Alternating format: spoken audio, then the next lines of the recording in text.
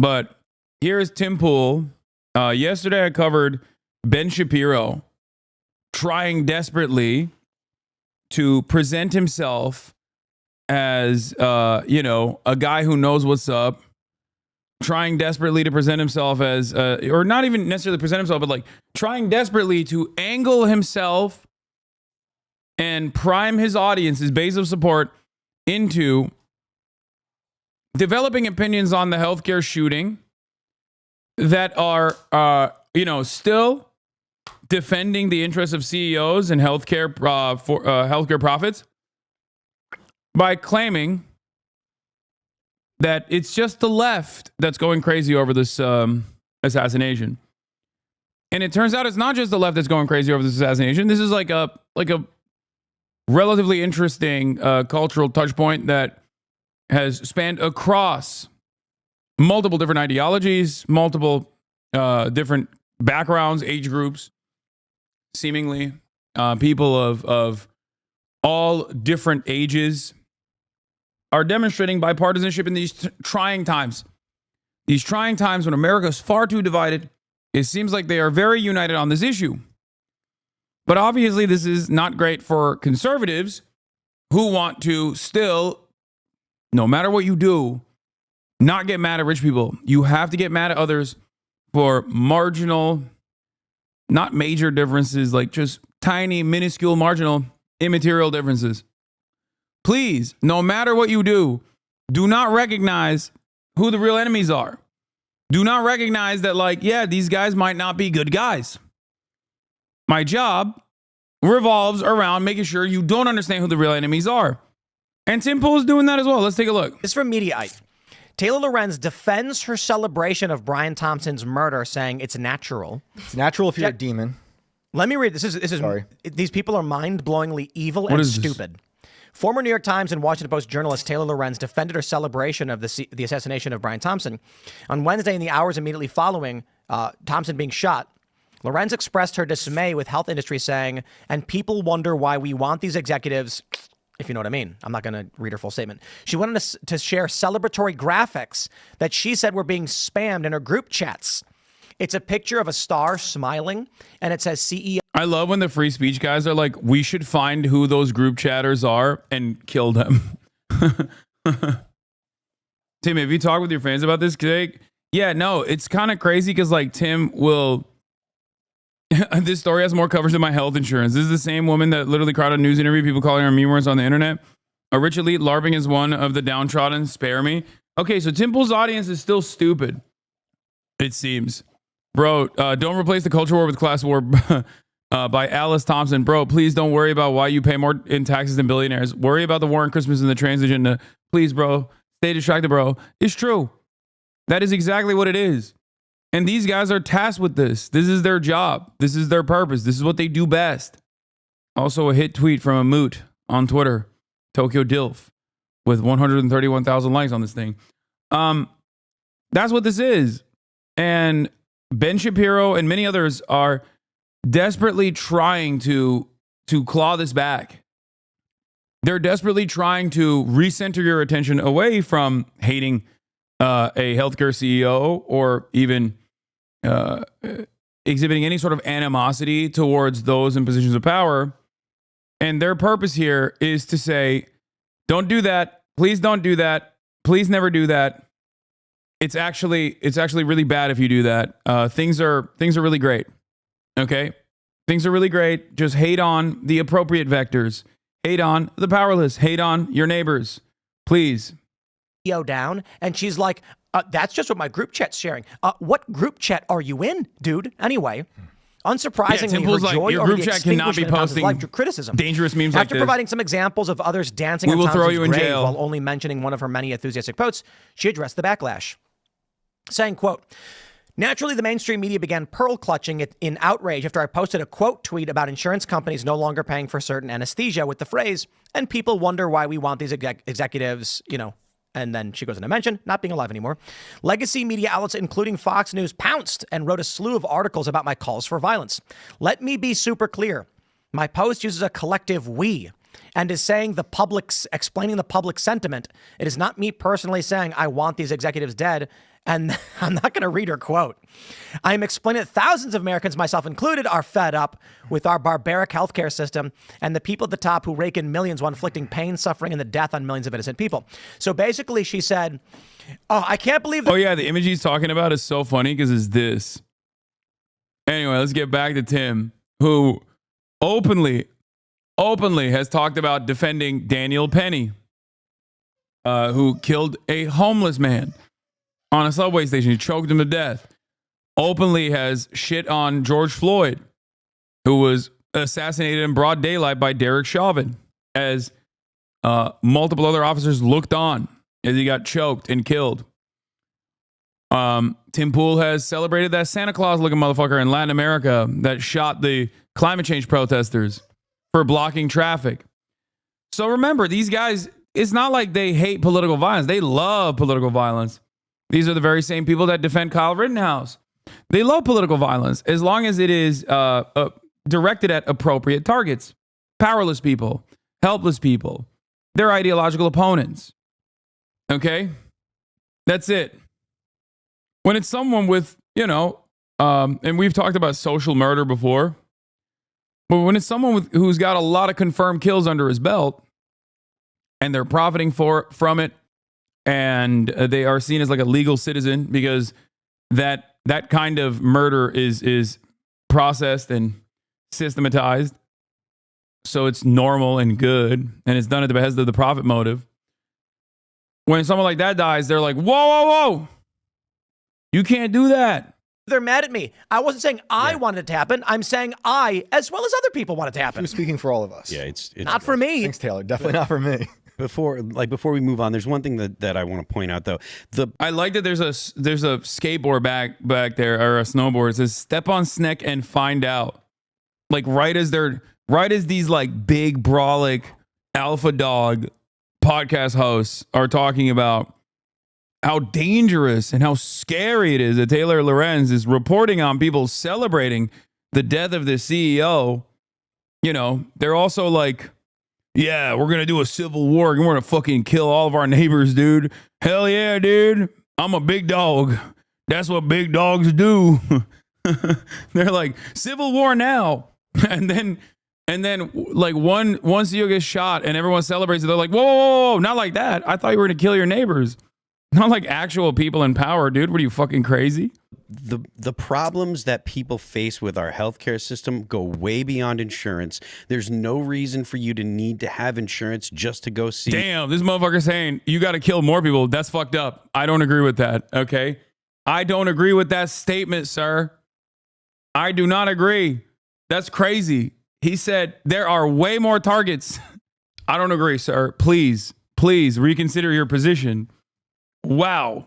A regular doctor for a checkup. Most of the time, most people should be able to afford that. Like, it's not necessary. It's not necessary for things to cost as much as they do. And if it wasn't for the fact that insurance and healthcare is tied to employment, you need insurance for literally anything that you do. Yeah, he said, don't stop at the CEO. There's no reason to stop at the CEO. He said, chill.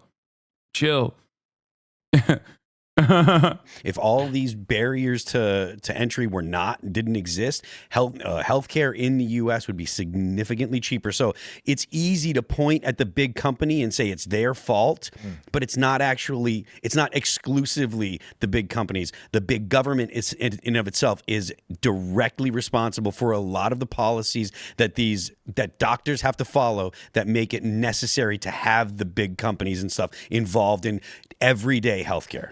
One of the problems I take with the far left, it's the big government getting in the way of these health insurance companies, even though the health insurance companies are the ones who are writing the legislation.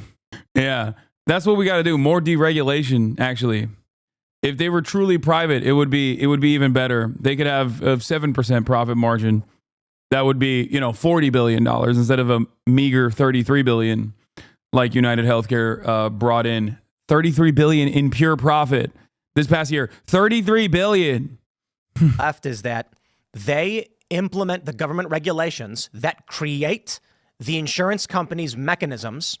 Absolutely. Yeah, no, it's like, you're so right, dude. The left is always saying like, let's Let's do more insurance. It's a famous leftist position. More private insurance, please.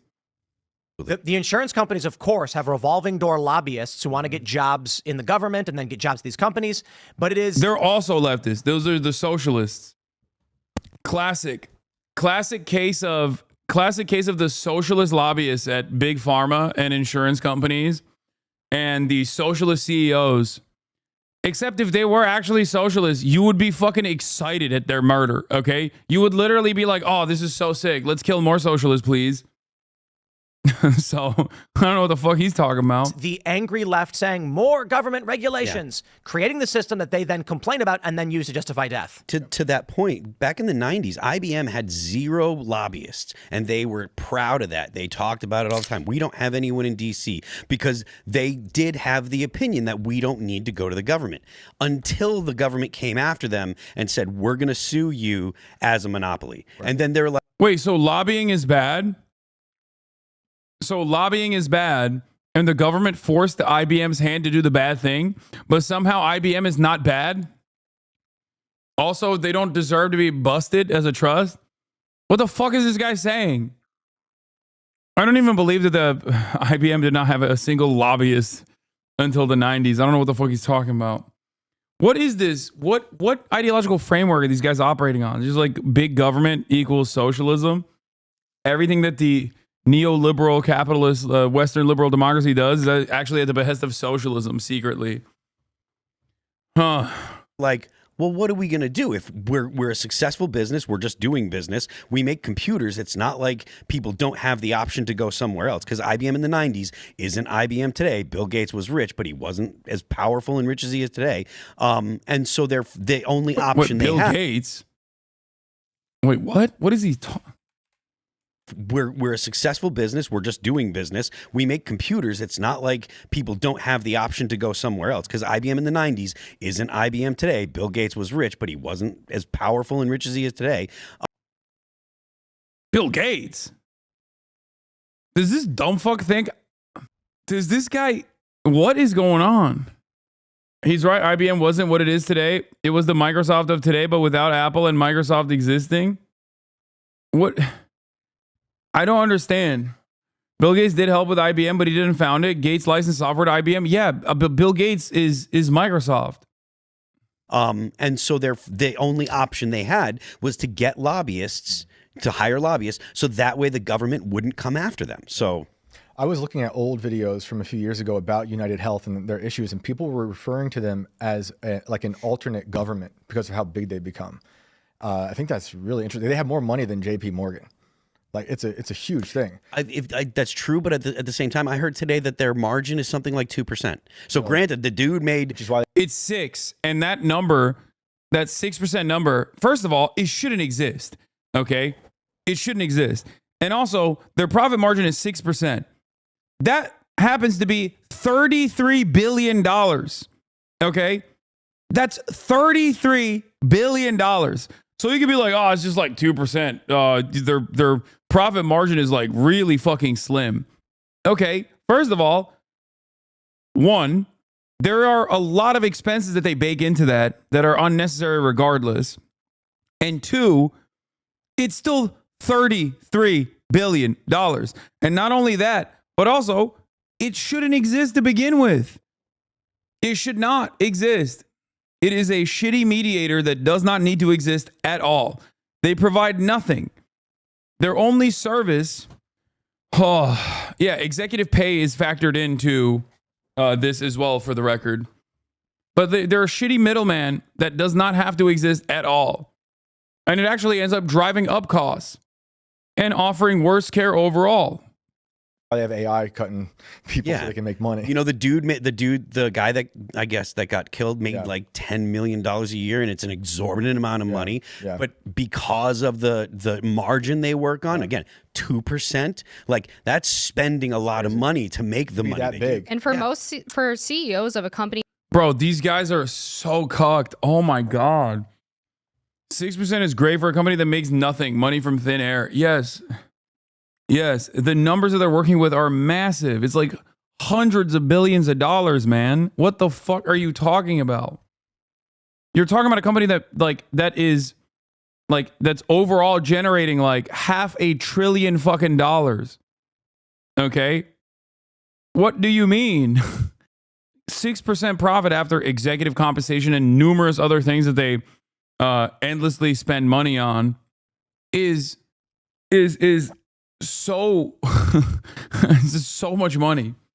They're trying to Trojan horse the info. Their audience is clearly hostile now, and they're trying to shift the narrative. I know that's what they've been trying to do for the past couple of days, and I think it's been unsuccessful. Yeah, it's the 4th largest company revenue in the United States of America, the wealthiest nation on earth. That big with that much of yeah, by the way, ironic because that's profit after executive compensation, mergers and acquisitions, mass layoffs as well, in order to keep up in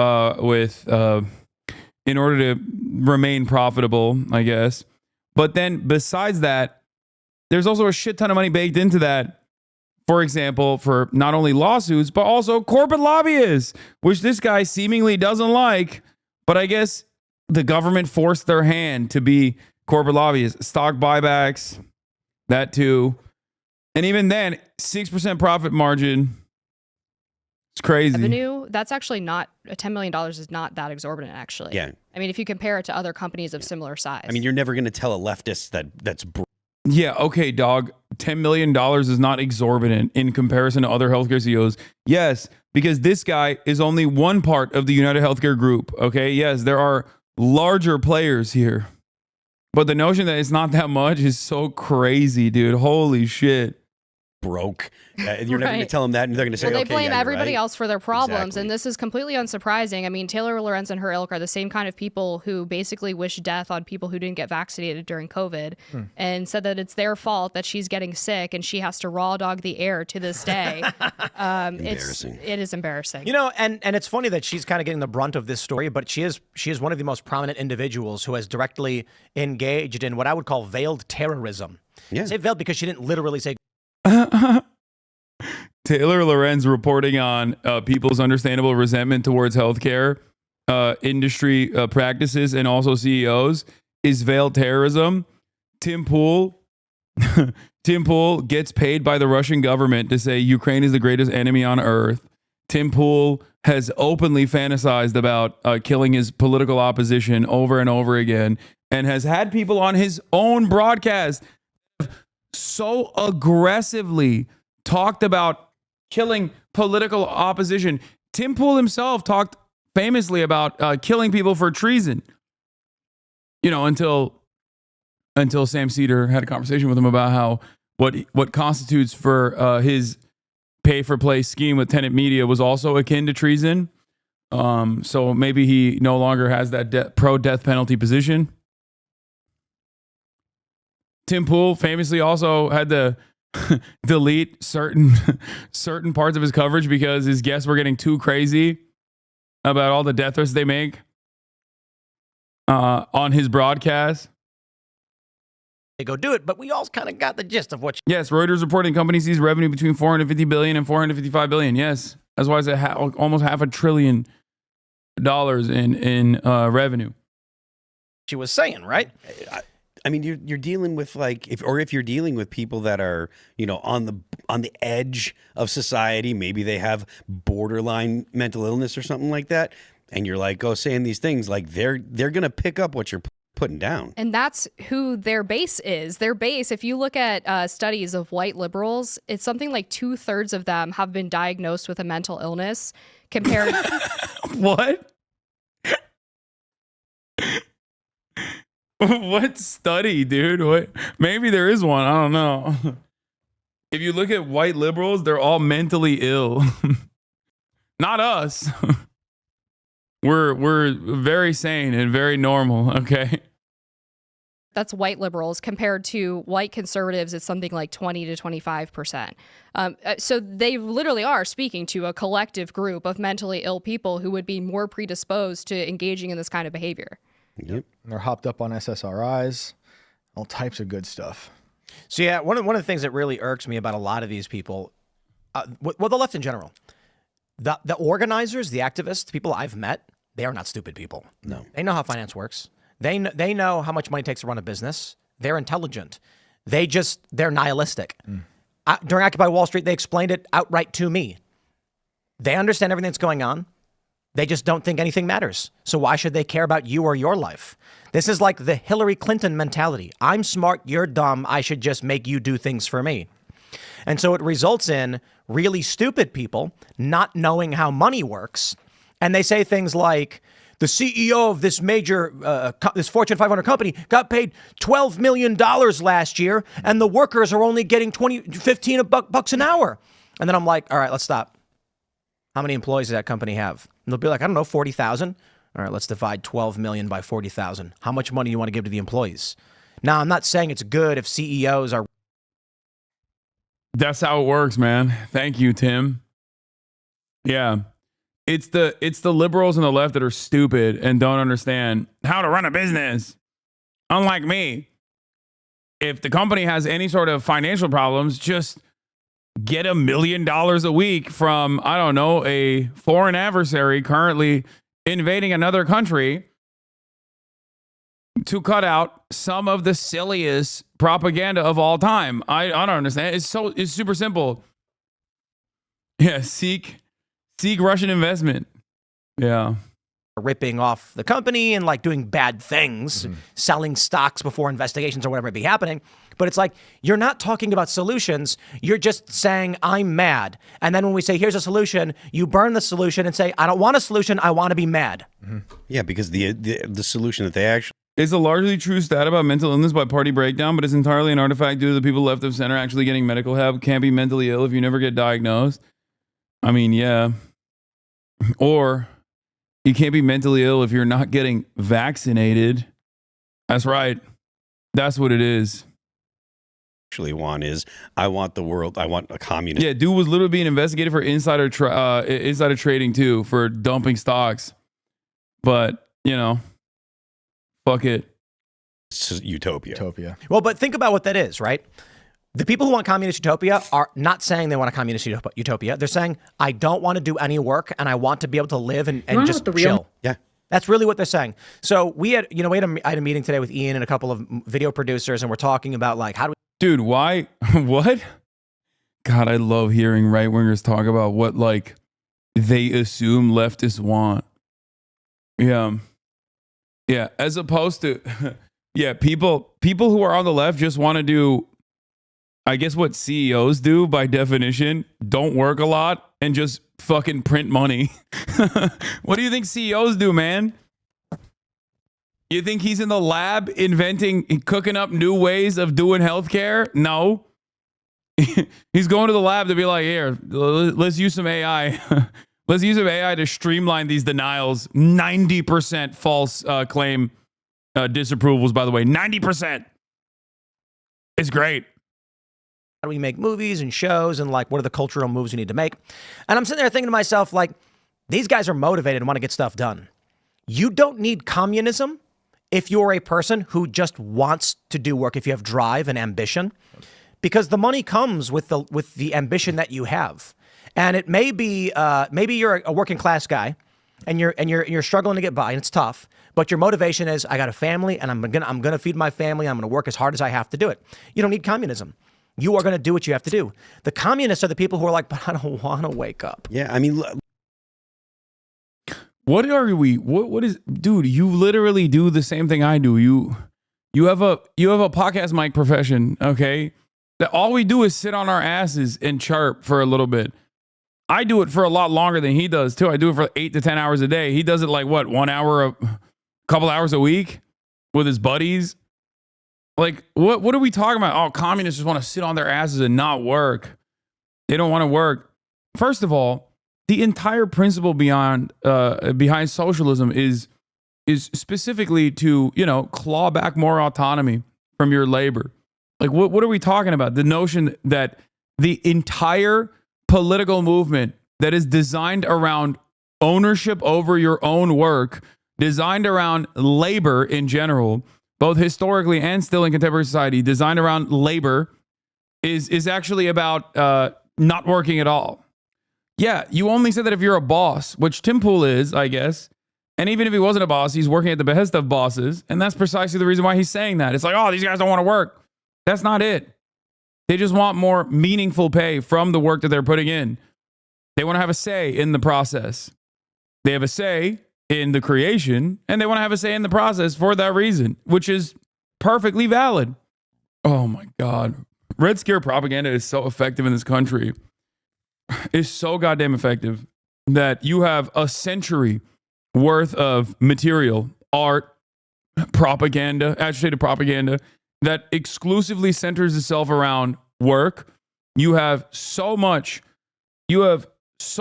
academic research and literature dedicated specifically to improving the relations that workers have with the means of production.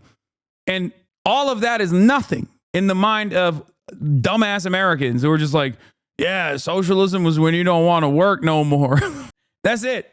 That's it. Communism is when the government makes you work hard, and that's bad. But also simultaneously, communists don't want to work at all, but then the government comes in and makes you work by force, as opposed to capitalism where that doesn't happen. Yeah, the symbol is literally tools, but it doesn't matter. Like, not for nothing, but like I was doing exactly what I do here on Twitter for like 12 years, 13 years before I came and joined. What do you do, my man? What do these, the elevated self-importance of these fucking idiots is also always fascinating to watch. Bro, you don't do shit. I mean, at least I recognize I don't do shit, right? These guys, on the other hand, they literally are just like, this is what I've been doing for 12 years. I've been posting on Twitter for 12 years. It's like, oh, sick, man. Such useful labor. Join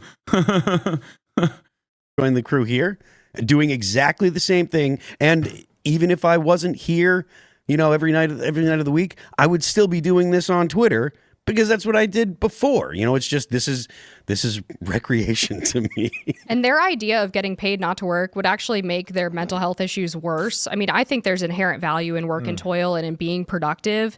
And the idea that you would sit around all day doing literally nothing, like the idea that that would give more purpose to your life or make you better off is so backwards. That's why isolation was so destructive during lockdowns. Exactly. Oh, yeah. But this is the crazy thing, that for whatever reason, the liberal worldview is work equals bad.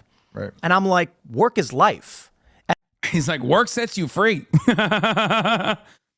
Everybody knows that. Even in the traditional German. Work equals life. It's the best. Which is why this thing that comprises most of your adult life should be awful, grueling. You shouldn't see any of the benefits of the work that you put in. The CEO, on the other hand, he should receive all the benefits. And more importantly than the CEO, you know who should receive all the benefits?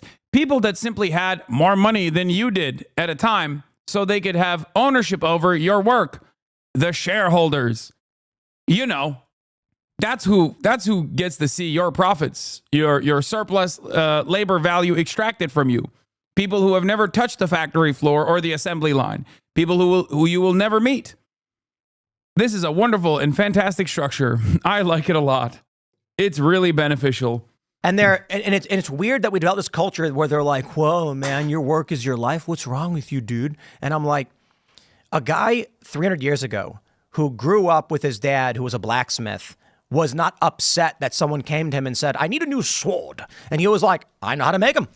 Check it out. And then makes it. And they're like, this is the finest sword I've ever seen. It's like, thank you, sir. It made you feel good, made you feel a part of society. You were useful. And for some reason, over the past several decades, we've developed this like drugged out hippie mentality of like, life should be just like laying around. Who are they talking about? Also, he is describing alienation.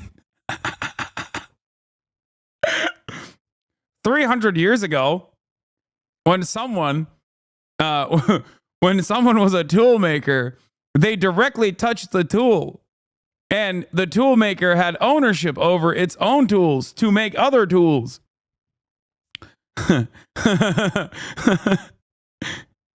It seems automation.